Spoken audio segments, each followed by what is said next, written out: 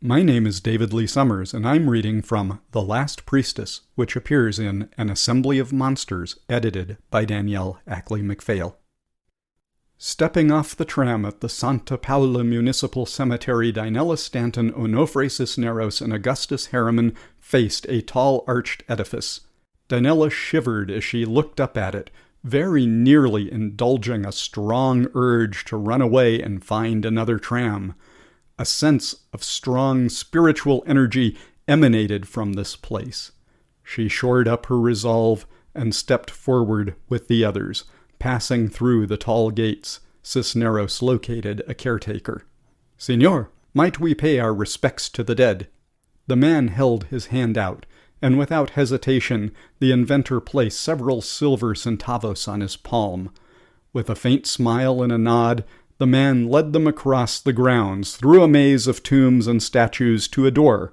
As he fumbled with the key ring to unlock the entrance, Danielle labored to breathe, her chest tight in a way it never had been before when faced with the dead.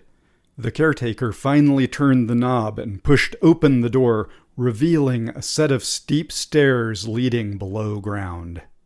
She nearly turned and fled, but shook her shoulders loose and mentally took herself to task for her nonsensical agitation. Glancing around the building's side, she noted several windows low on the wall.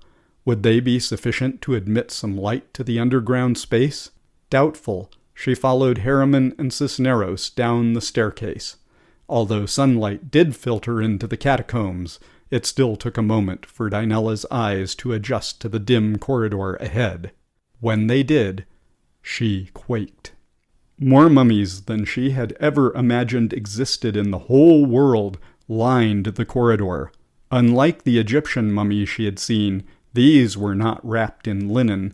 Instead, they were either clothed or naked.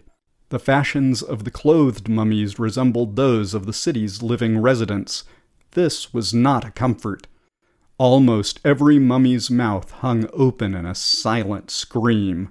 Scraggly hair covered their scalps. Eyebrows and mustaches still adorned faces. Some mummies wore boots.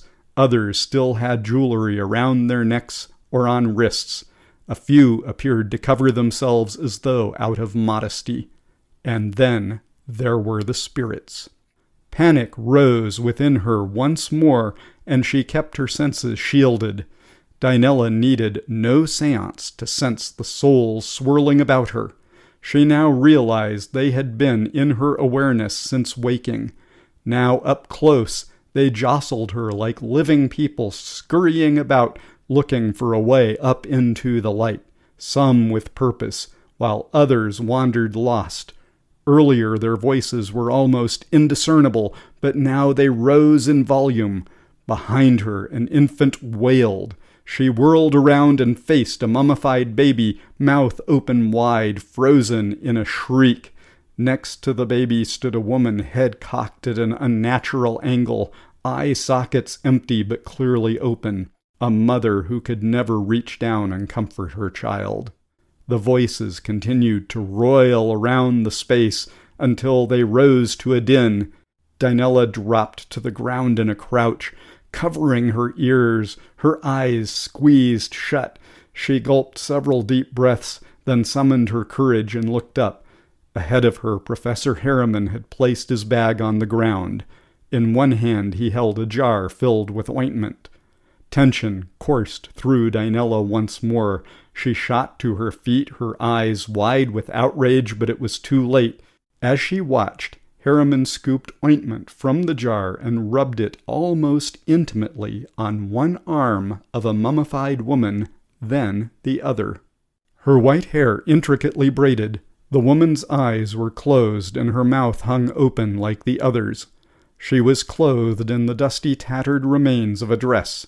Danielle thought it must have been vibrant once, perhaps ceremonial even, but the color and patterns had faded with time. As the professor applied ointment to her face and neck, it seemed as though the mummy screamed a silent protest. Despite the spiritual energy attempting to unbalance her, Danielle pushed forward. "What in blazes are you doing?" The professor held up the jar. This is the ointment I use to moisturize the tissues of ancient mummies. I wanted to see how it worked on these specimens. These are not specimens. These are the remains of people. No one has given us permission for this kind of, Danielle sought the right word, violation. Cisneros looked from Danielle to Harriman and then back. He smiled, and suddenly Danielle wanted to smack the expression off his face, no matter how charming it might be. "I'm sorry," Cisneros said. "I'm afraid this is my fault.